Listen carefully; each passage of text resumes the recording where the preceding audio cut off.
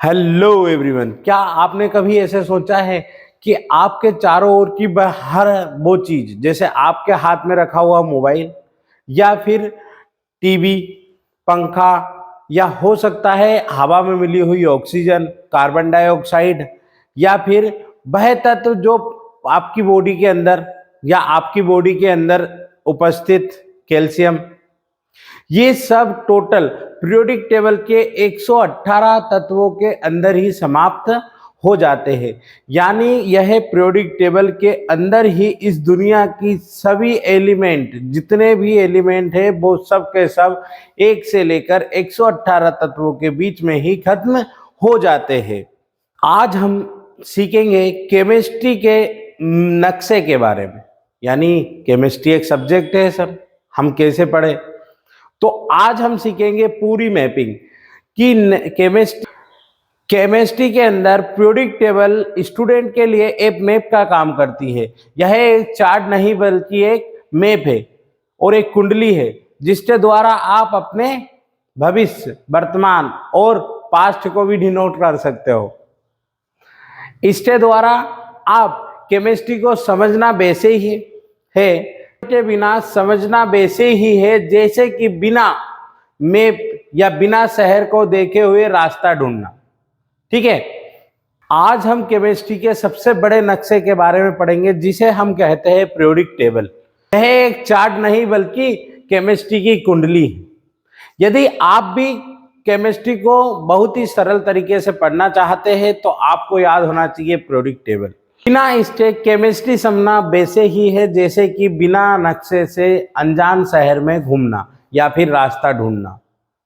आगे हम इस वीडियो में देखेंगे हिस्ट्री ऑफ पीरियोडिक टेबल के बारे में, कैसे कि अपने जीवन का पूरा समय पीरियोडिक टेबल में लगाने के बाद में इन्होंने कुछ बातें लिखी, जैसे न्यूलैंड का अष्टक नियम, डोबेराइन का त्रिक नियम, पाउट का नियम, ठीक है, लोथर मेयर का नियम, मेंडलिप का नियम, और मेंडलिप के बाद में जो आधुनिक नॉर्मल, पहले तो परमाणु भार के हिसाब से व्यवस्थित किया, परमाणु द्रव्यमान यानी एटॉमिक मास, एटॉमिक बेस, हर प्रकार से कैसे किसने कितना समय दिया और अपने जीवन के कालों के द्वारा इस पीरियोडिक टेबल को अच्छा बनाया।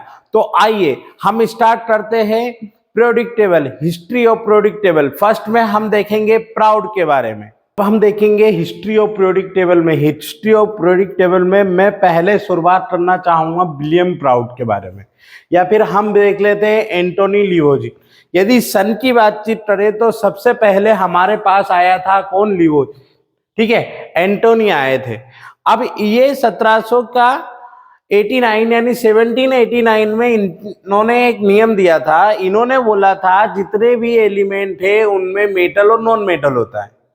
क्या होता है?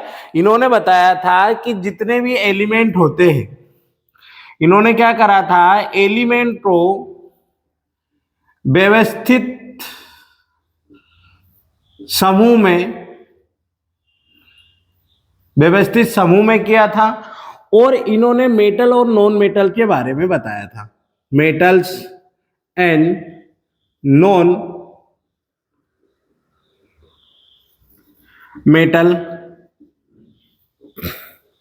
मेटल और नॉन मेटल में तत्वों का क्या करा था? इन्होंने वर्गीकरण करा था।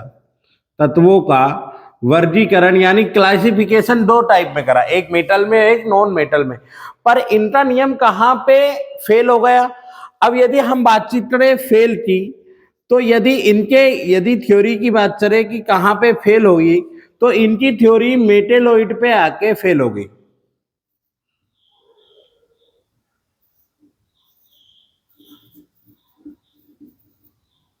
मेटेलॉइड यानी उपधातु पे आने के बाद में फेल हो गए। ये यही नहीं बता पाए थे कि उपधातु कैसे, यदि आपने इनको उस टाइम पे जब इन्होंने नियम दिया था उस टाइम पे ओनली कितने एलिमेंट थे हमारे पास में? नंबर ऑफ एलिमेंट की बात करें तो 33 थे। इन्होंने दो भागों में बांट दिया कि भाई एक मेटल होगा एक नॉन मेटल होगा। पर इसके बाद जब नॉन मेटल और मेटल दोनों आए और मेटेलॉइड वर्ड एक डबल से आया कि ये कौन से तत्व है भाई, तो यहां आके एंटोनी का जो नियम था, वो जो थ्योरी दी थी उन्होंने, एक्सप्लेनेशन करा था, एलिमेंट को व्यवस्थित किया था, वो सब फेल हो गया। तो एंटोनी लेविन की यहीं पर बातचीत हो गई, ना तो यह उस टाइम पे ज्यादा चर्चा में रहे ना कोई बात। उसके बाद में अगले वैज्ञानिक आए हमारे विलियम पाउल, ठीक है, ये 1815 में आए थे, ठीक है, 1815 में आए थे। और इन्होंने क्या बोला था वो सुनना, इन्होंने बोला था कि जो हाइड्रोजन होता है वो हर तत्व के परमाणु, जो मतलब कहने का अर्थ ये है कि हाइड्रोजन का जो परमाणु भार है यानी एटॉमिक वेट है, यानी जो हाइड्रोजन का एटॉमिक बेस है वो हर नंबर के होल नंबर का मल्टीप्लाई होगा। इनका बोलने का मतलब था कि जो हाइड्रोजन है, जैसे ये हाइड्रोजन है, इसका एटॉमिक वेट है, हाइड्रोजन का एटॉमिक वेट है वो हर एलिमेंट्स का क्या होगा, मल्टीप्लाई, होल मल्टीप्लाई क्या होगा। उन्होंने बोला कि होल नंबर मल्टीप्लाई होगा। अब यहां पे विलियम ने एक बात बोली कि हाइड्रोजन का एटॉमिक वेट है वो हर एलिमेंट का होल नंबर में मल्टीप्लाई होगा। अब ये बात तो इन्होंने बोल दी, और इन्होंने कुछ एग्जांपल भी दिए कि हाइड्रोजन का एक है, उसी प्रकार से यदि कार्बन लोगे तो 12 पे आ रहा है, ऑक्सीजन लोगे तो 16 पे आ रहा है। तो यहां पे उन्होंने क्या बोल दिया कि बनता होल नंबर मल्टीप्लाई है बनता। पर इनका नियम कहां फेल हुआ, इन्होंने कितने तत्वों के बीच में बताया, इन्होंने भी वही 33 एलिमेंट ही थे इनके पास भी, तो 33 एलिमेंट में से इन्होंने बताया था। पर एक बात है कि एंटोनी का नियम इतना फेमस नहीं हुआ था, विलियम प्राउड का यह नियम इतना उस टाइम इतना फेमस हुआ था, तो इन्होंने इस नियम को साबित भी किया था। परंतु जब यह नियम और एलिमेंट ऐड होते रहे तो ये नियम वहां पे फेल हो गया। फॉर एग्जाम्पल मान लीजिए यह फेल होगा, कहां पे फेल हुआ, तो फेल होने की बातचीत हो रही है,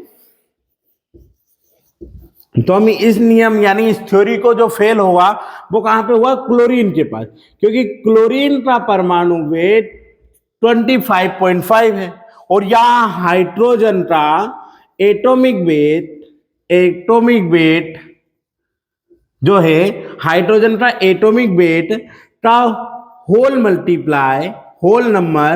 मल्टीप्लाई नहीं हो रहा, होल नंबर मल्टीप्लाई नहीं हो रहा। अब यहां पे होल मल्टीप्लाई नहीं हो रहा क्योंकि यहां पे 35.5 आ रहा है, इसलिए यहां पर बनता क्या नहीं है, होल नंबर ऑफ मल्टीप्लाई नहीं है। अब ना होने की वजह से यहां पर विलियम प्राउड का जो नियम था वो कैसे हो गया, व्यर्थ। यानी यहां पर जो उन्होंने नियम दिया, इतनी बातें बताई, वो सब प्रूव नहीं कर पाए, ना बता पाए कैसा क्यों हो रहा है, ठीक है। तो इसके बाद में हमारे पास हमने फर्स्ट इसको देखा, फर्स्ट ये है हमारे लिए, सेकेंड हमारे लिए ये है। अब हम देखेंगे थर्ड में नाम हम लेंगे किसका, डोवेराइन का। किसका नाम लेंगे, डोवेराइन का। 1 मिनट क्लिक करता हूं।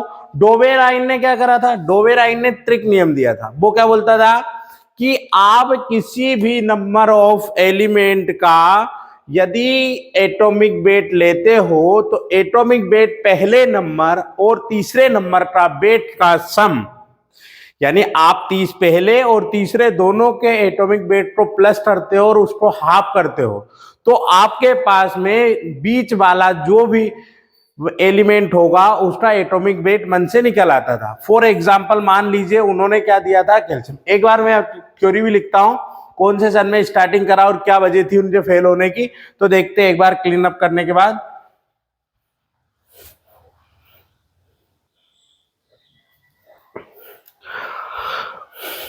अब हम देखेंगे डोवेराइन के पहले, यानी इनका पूरा नाम जोहान डोवेराइन था। यह सन कौन से में आए थे, जोहान डोवेराइन जो थे वो सन 1817 से लेकर 1829 यानी 1817 और 1829 यानी इनका जो समय काल है वो एक निश्चित नहीं है, 17 या फिर 1829 यानी 1829। ठीक है, इस तरह से ये 2 ईयर में यहां तक उन्होंने बोला जब जोहान डोबेराइन ने एक नियम दिया, जिसे नियम का नाम क्या है, उस नियम को हम बोलते हैं न्यूलैंड डोबेराइन का त्रिक नियम। क्या बोलते हैं?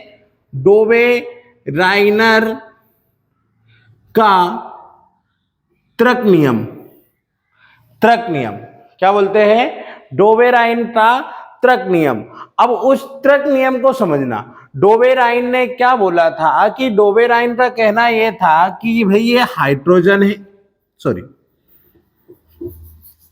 यही कि आपके पास कोई 3 तत्व है, जैसे हाइड्रोजन, लिथियम, सोडियम, पोटेशियम। तो हम लेते हैं कौन कौन से?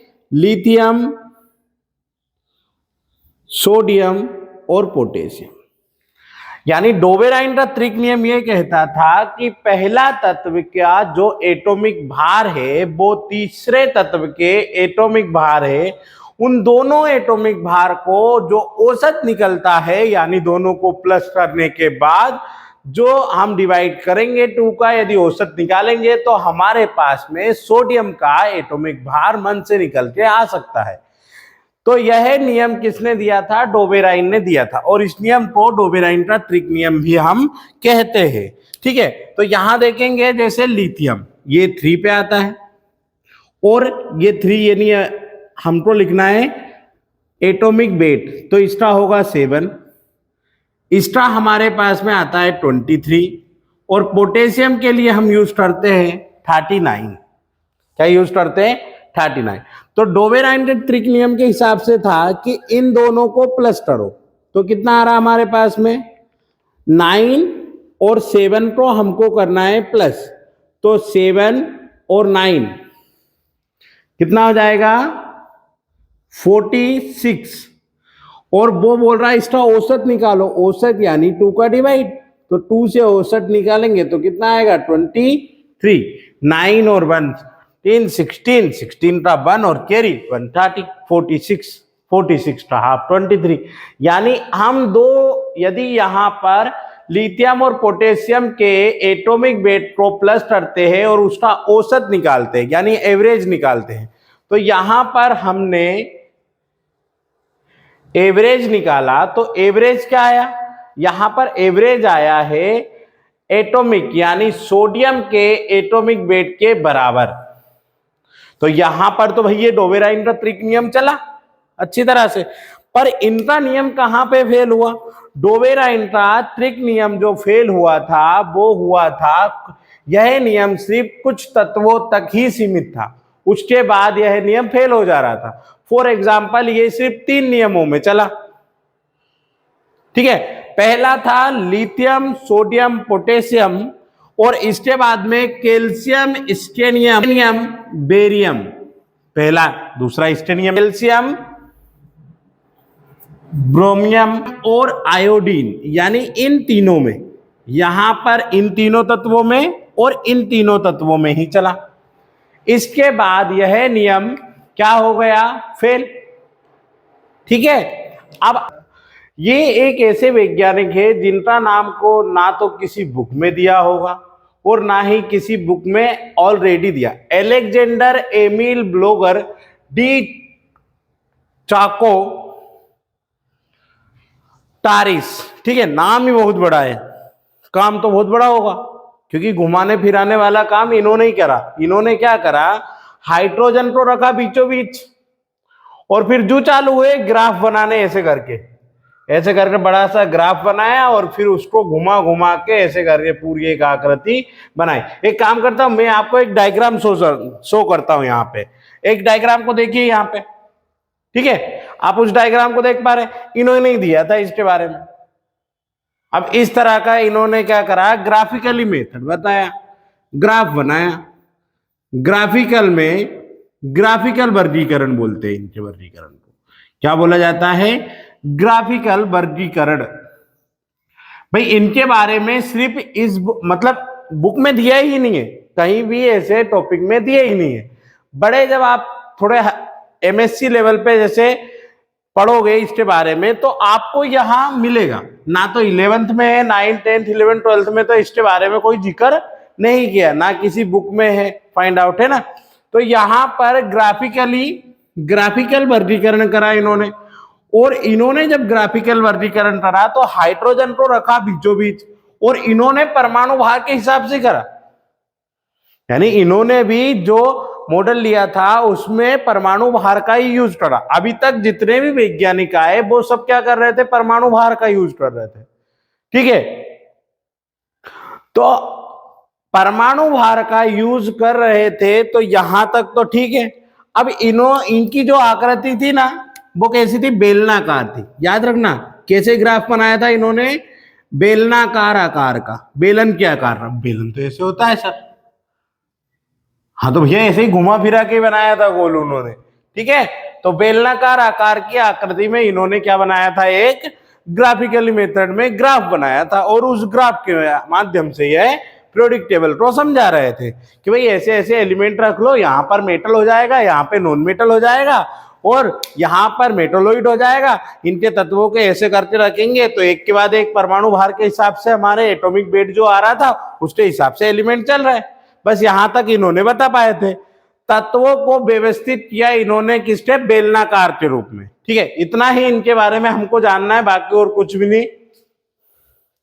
ठीक है, अगले हम देखेंगे दो मेन खिलाड़ियों को। जब तक आप मुझे एक क्वेश्चन का आंसर दीजिए कि आपके ब्लड में, यानी आपके शरीर में जो ब्लड है उसके अंदर कौन सा एलिमेंट पाया जाता है। कमेंट में जल्दी लिख के बताइए भाई कि आपके ब्लड में कौन सा एलिमेंट है इस समय 1 से लेकर 180 के बीच में कौन सा एलिमेंट प्रेजेंट है। और ये मैं आपको ये क्लीन करने के बाद बताऊंगा इसका आंसर। न्यूलैंड अष्टक नियम। तो आइए संगीत के 7 स्वरों से स्टार्ट करेंगे जॉन न्यूलैंड अष्टक नियम के बारे में। ठीक है, तो क्या है जॉन न्यूलैंड। जॉन न्यूलैंड एक वैज्ञानिक है भैया। ठीक है, तो हम देखेंगे जॉन न्यूलैंड के अष्टक नियम के बारे में। इन्होंने सन 1865 में इस नियम के बारे में बातचीत करी। तो ये तो मैंने बता दिया आपको सन कि 1865 में जॉन न्यूलैंड ने एक नियम दिया था। उस नियम का क्या नाम था, उस नियम को हमने बोला था, क्या बोला गया, न्यूलैंड का अष्टक नियम।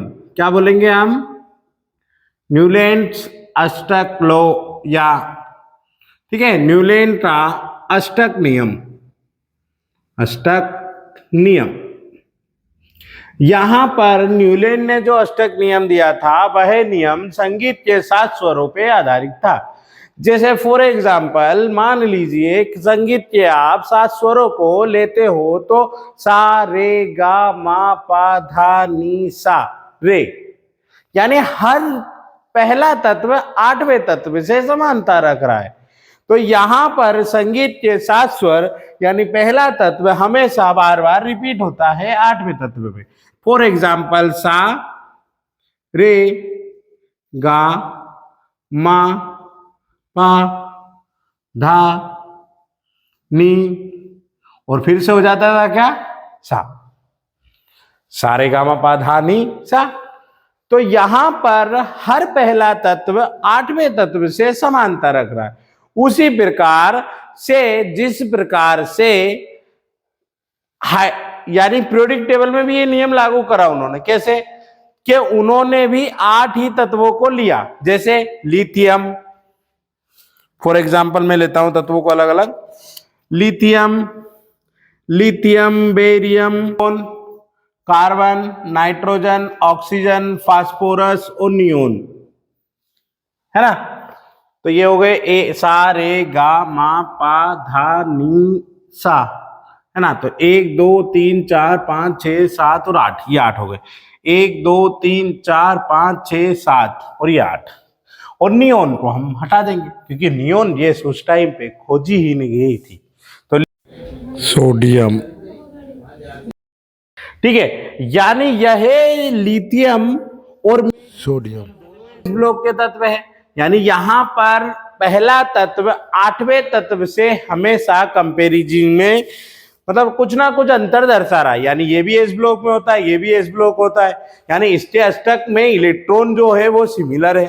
यानी लास्ट कि यह फेल होने का रीजन बताएंगे, तो यह नियम सिर्फ कैल्शियम के बाद वाले तत्वों के लिए मान्य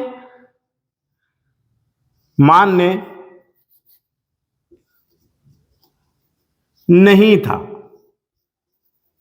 अब भाई बातचीत तरह कैल्शियम के बाद वाले तत्वों के लिए मान्य नहीं है तो कोई काम का नहीं। यानी lithium, beryllium, boron, carbon, nitrogen, oxygen, phosphorus और मैग्नीशियम, नियोन आता है। उस टाइम पे ना तो नोबल गैस की खोज हुई थी और ना कोई बात, तो इसीलिए यह न्यूलैंडा जोन न्यूलैंडा अष्टक नियम वहां पर चालू था। परंतु जब नोबल गैस की खोज हुई, यानी noble gas discovered by noble gas, तो लिखेंगे गैसेस, ठीक है। यानी नोबल गैस की जब खोज हुई, यानी एक वैज्ञानिक ने नोबल गैस की खोज करी, यहां पर 56 एलिमेंट थे टोटल नंबर ऑफ एलिमेंट कितने थे 56। अब 56 के बाद में नोबल गैस हो गई और नोबल गैस आ रही थी लास्ट में, यानी उसका एक अलग से ग्रुप बना दिया उन्होंने। जब उन्होंने एक अलग से ग्रुप बनाया तो पहला तत्व, 8वां तत्व नियोन गैस में जा रहा था, फॉर एग्जाम्पल नियोन आ रहा था। यानी यहां पर अष्टक नियम हो गया फेल, और कैल्शियम तक के लिए ये लागू था, उसके बाद ये चलता नहीं था दूसरे तत्वों में भी। तो चलो कैल्शियम तक है तो इतनी चीजें जो याद रखने के लिए इजी होगा, तो यहां पर यह नियम भी फ्लॉप होगा। याद रखना यह भी परमाणु वेट पे था, यानी एटॉमिक वेट पे, परमाणु भार पे ही था, तो ये नियम भी एटॉमिक वेट पे आधारित था। इसके बाद में आया हमारे लोथर मेयर, लोटपोट होते हुए लोथर मेयर की बातचीत करें तो लोथर मेयर द्वारा हमें एक ग्राफ की संरचना ऐसे बताई गई। बोला कि सबसे ऊंची टेकरी पे रहेंगे क्षारीय धातु,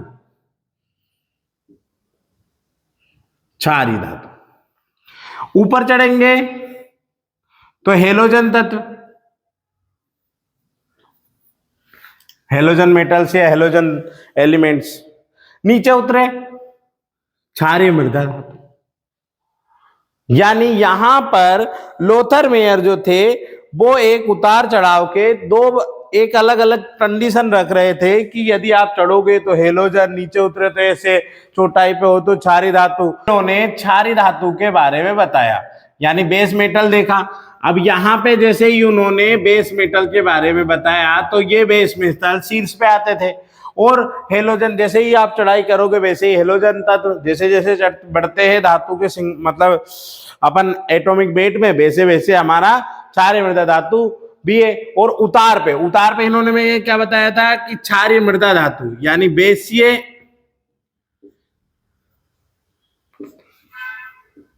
धातु, इसके बारे में। तो यहां पर हेलोजन तत्व की इन बातों के बारे में उन्होंने अच्छी तरह से बताया। जहां पर जब हम ऊपर की ओर जाएंगे तो हेलोजन तत्व सबसे चोटाई पे है तो क्षारीय यानी बेस मेटल होगा, और यह अत्यधिक क्रियाशील होगा, इसीलिए इसे सबसे ऊपर रखा। कम क्रियाशील वाले को ऐसे, फिर जैसे जैसे बढ़ रहे हैं वैसे वैसे क्रियाशील वाले बढ़ते जा रहे हैं। तो यहाँ पर चढ़ाव पर उन्होंने फ्लोरीन, क्लोरीन, ब्रोमीन ऐसे तत्वों को, और नीचे जब हम उतर रहे थे तो वहां पर उन्होंने रखा कैल्शियम, स्टेनियम, बेरियम, ठीक है। फिर उसके बाद में उन्होंने क्षारीय मृदा धातु के तत्वों को बताया। क्षारीय मृदा धातु वाले तत्व कौन कौन से थे? लिथियम, सोडियम, पोटेशियम, बेरियम, ठीक है, इस तरह से। तो यह परिणाम समान तत्व के ग्राफ में एक समय के स्थानों पर बताया, यानी उन्होंने जो ग्राफ बताया वो तत्वों के हिसाब से बताया। फॉर एग्जाम्पल यहां पर आपको वो ग्राफ दिखाई देता होगा, इस तरह से उन्होंने तत्वों को रखा और यहां पर उन्होंने ग्राफ बनाया इस तरह से, ठीक है। और हर में मेटल तत्व लिखे हुए यहां से यहां तक, क्लियर। अब हमने लोथर मेयर देख लिया। अब आते हैं जो हम अभी तक पढ़ रहे हैं, जिनका बहुत अच्छा सहयोग है पीरियोडिक टेबल में, उनके बारे में। तो 7th और 8th 2 वैज्ञानिक और रहे, दोनों के बारे में विस्तार से पढ़ते हैं।